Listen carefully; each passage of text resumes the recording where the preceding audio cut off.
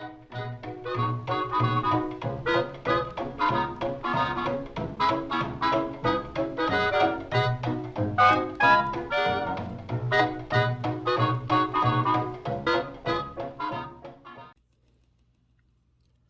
y'all, it's Vintage Vinny, and welcome to another antique store haul.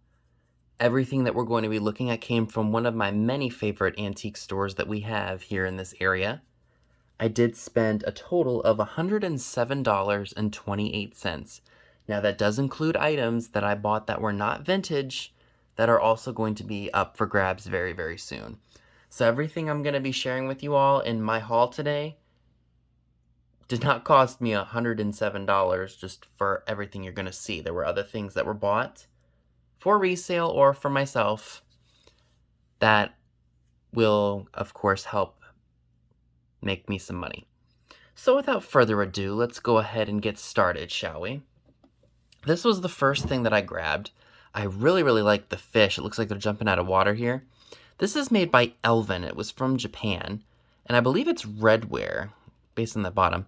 Now, it was $9.95, which does seem like quite a bit, but I really liked it, and I said to myself, if I couldn't find anything that I was going to resell, I would have put this back.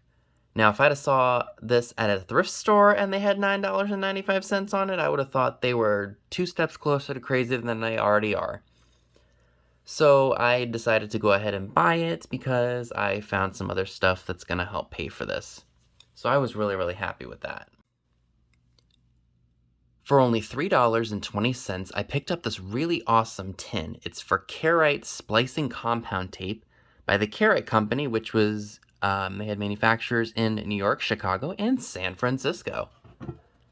I would think this would look great in a Halloween display if you're doing like industrial themed Halloween, because you got the black and you've got that like witch colored green. Really nice colors. I love the font on it. Got a little bit of wear and tear, but that's just normal with age. I didn't get a chance to look this up to see if it was worth anything, and if not, it'll just go right into a sale. For $1 a piece, I picked up 4 of these glass bake crab shell dishes. Back in the 50s, what you would do is you would maybe buy crab meat, or if you were a fisherman and you cooked fresh crab, you would take out all the crab meat and stick these dishes in the oven and you would have a crab dish. Now, prices for these range all over the place on eBay. Some people get $30 for 4 of them. Some people get $12 for 6 of them. I guess it just depends on who the seller is.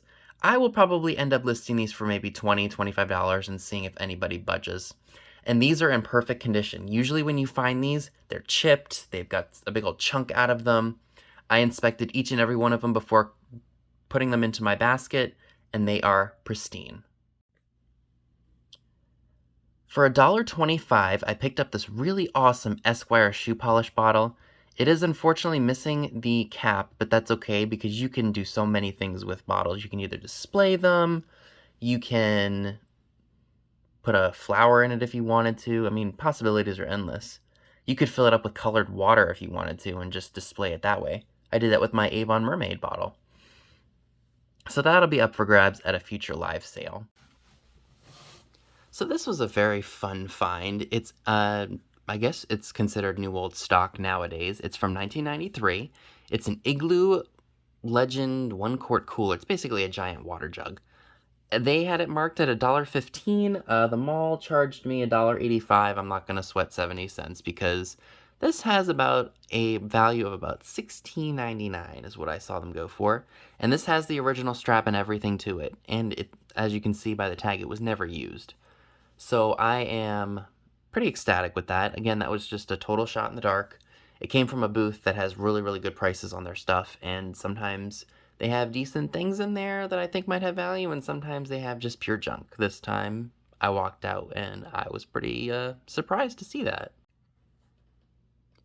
I also forgot to mention that a lot of 90s stuff is starting to come around again, so all this original stuff that came out back in the day is starting to increase in value because people from the 80s and the 90s now want their childhood back.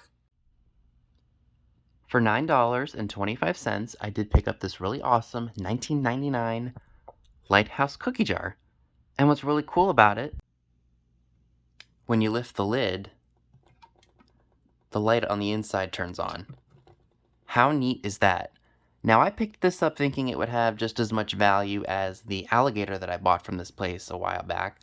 Unfortunately, it doesn't, but I still think it is really cool. Not sure if I'm going to keep it or not. I may end up selling it. We'll see what happens. I don't know how I did it, but I did. I found another one of these Homco Cubist fairy lamps in the shape of a sphere. One of the nice things about clear glass is that you can use it for any time of the year. Spring, summer, fall, or winter. It would look great with anything. Like I mentioned in some of my sales, you can picture this being one of the lanterns that go up in the sky on the beach during the summertime.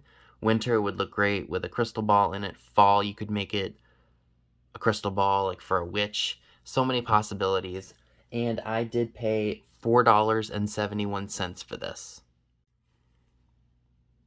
I also found an Indiana Glass Stars and Bars fairy lamp as well, also in clear. Clear glass, like I mentioned, is great because you can use it all year round. So this booth was 20% off, if I didn't mention that or not. So this was originally $9.95, and with the discount I got it for $7.96. There is somebody else in this mall who has this exact same lamp, and they want $14 for it. Now, I think $10 is probably the most I will spend on these because that's usually what I start them out at when I do my offer ups. Anything past that is probably not a smart choice, in my opinion. Now, this has to be my most expensive fairy lamp to date. This was originally $28.90.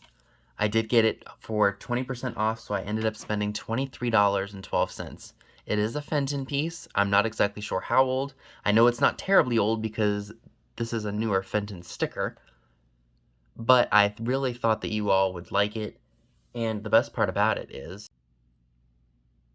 the shade does glow uranium, and it glows beautifully. There are no cracks, no chips, and the base does not glow, unfortunately. I did check it. It's just the shade that does.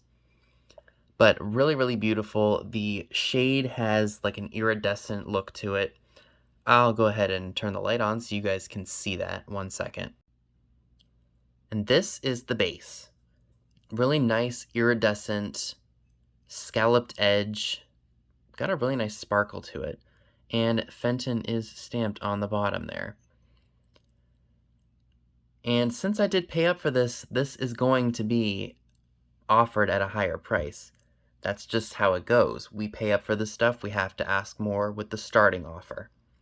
But it is so well worth it. I mean, just look at that.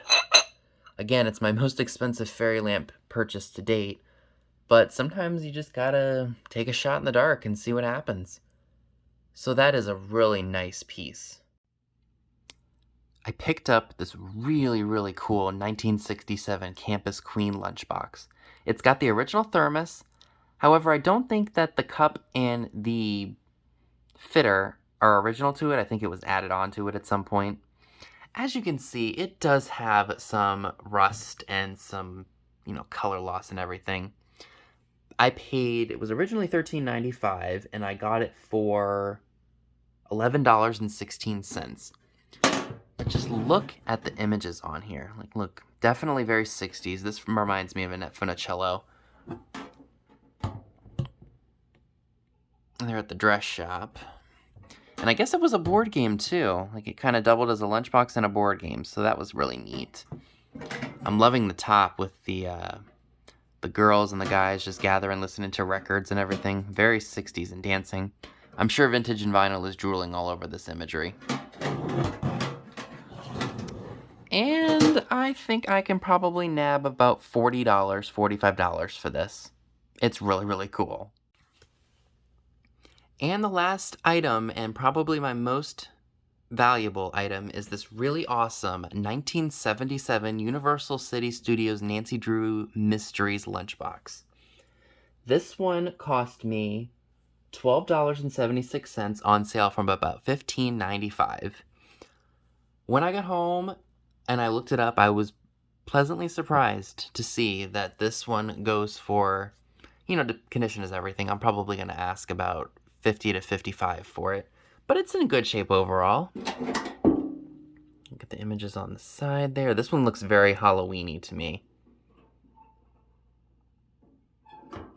This side's a little rough with the scratches and everything. Maybe I'll ask a little bit less, but we'll see what happens. It's in overall good shape for its age. I mean, vintage lunchboxes were used and loved. That's just the name of the game. But this one was a pretty good find, I would say.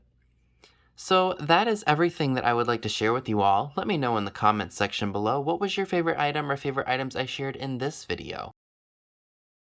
So that's all I have for you today. Be sure and give this video a big thumbs up, leave a comment below, subscribe if you haven't already. Be sure and click the bell next to the subscribe button if you'd like to get notified when new videos are uploaded. Be sure and check me out on Instagram, the link to it is down below as well, where you will see pictures of items to come in future haul videos. Thanks so much for watching, and I'll see you all soon. Bye guys!